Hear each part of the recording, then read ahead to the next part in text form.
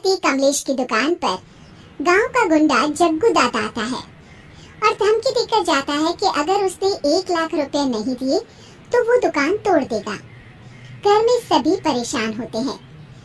अरे सत्यानाश हो उस जग्गू का, अच्छा खासा लड़का था, पता नहीं क्यों गुंडागर्दी करने लगा, किसी की भी जमीन हड़प लेता है और अब हमारी दुकान के पीछे पड़ा है नास पीटा।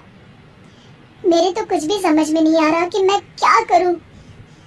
अरे बेटा, मैं तो कह रही हूँ कि 1 लाख रुपए दे दो और छुट्टी पाओ इस जग्गू दादा से। नहीं माँ, मेहनत की कमाई है, ऐसे कैसे दे दूं? मैं तो 1 रुपया भी नहीं देने वाला उसे। अरे पैसा तो दोबारा भी कमा लेंगे, पर जान है तो जहान है। नहीं पिताजी, मैं नहीं दूंगा पैसे, मैंने फैसला कर लिया है। पिंकी कमरे में आकर सोचने लगती है, मेरे पति के ऊपर ये कैसी मुसीबत आ गई है। हे भगवान, क्या करूं मैं? तभी उसे जादुई पत्थर से आवाज सुनाई देती है, दन दन दन दन दन दन, जो चाहे वो तू बन। अरे हाँ, मैं भी कितनी भुलक्कड़ हूँ, मेरे पास तो जादुई पत्थर है, पर मैं क्या करूँ? जग्गू दादा तो बहुत बड़ा गुंडा है, उसका सामना मैं कैसे कर पाऊंगी? पर मुझे ये करना ही होगा। पिंकी प्लान बनाती है और उसे एक आइडिया आता है और वो आइडिया वो सबको बताती है।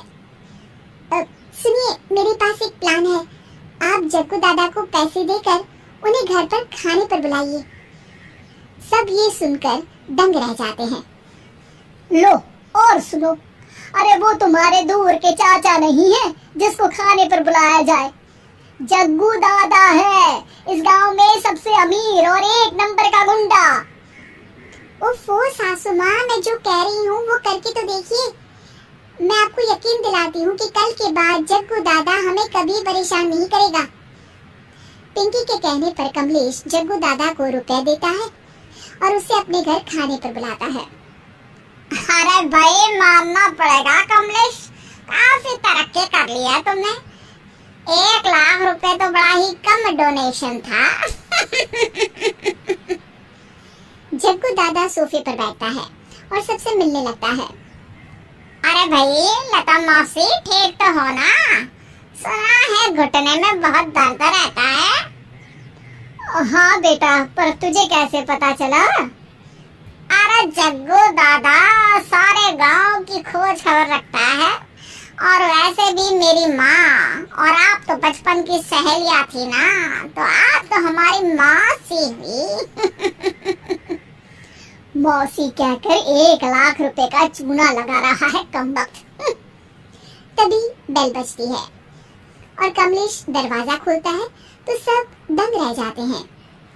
अरे एमपी साहब, आप आइए आइए, आप कमलेश को कैसे जानते हैं? अरे भाई, कमलेश हमारे बड़े ही अच्छे मित्र हैं और मैंने सुना है कि आप इनकी दुकान हड़पना चाहते हैं, इनसे चंदा भी मांगते हैं आप। अरे एमपी जी, वो तो बस थोड़ा धंधे में मंदी चल रही थी तो गांव वालों से थोड़ी मदद मांगी। देखो जग्गू दादा, होंगे दादा तुम अपने घर के, ये हमारे पहचान के लोग हैं, इनके साथ तुमने कुछ भी उल्टा सीधा किया तो सीधा जेल में डाल देंगे, समझे?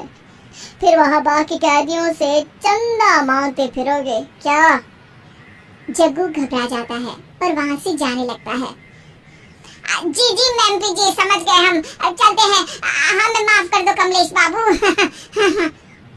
अरे बेटा, खाना तो खा लेता। अरे जग्गू दादा को भागता देख एमपी के रूप में बदली पिंकी हंसने लगती है और सब एमपी के पास आते हैं और उनका धन्यवाद करते हैं। आपको कैसे पता चला एमपी साहब कि जग्गू हमें परेशान कर रहा था? आपकी बहू पिंकी है ना, बड़ी ही समझदार है, वो मेरे ऑफिस आई और मुझसे मदद मांगी। क्या पिंकी ने ये सब किया? पिंकी अपने रूप में वापस आ रही होती है। अच्छा, मैं चलता हूँ, मेरा मतलब है। अरे ऐसे कैसे, आप बिना खाना खाए नहीं जा सकते, आइए आइए। नहीं फिर कभी मुझे जाने दीजिए। पिंकी भागती है। अरे इन्हें किस बात की जल्दी थी? लगता है कोई इम्पोर्टेंट मीटिंग होगी माँ। हाँ भाई, बड़े लोग हैं, दिन में कुछ ना कुछ चलता ही रहता है। लेकिन भगवान का शुक्र है कि आज बहू की वजह से सब सही हो गया। पर बहू है कहाँ? पिंकी घर से दूर भागते भागते अपने रूप में वापस आ जाती है। उफ, बाल बाल बच गई आज तो।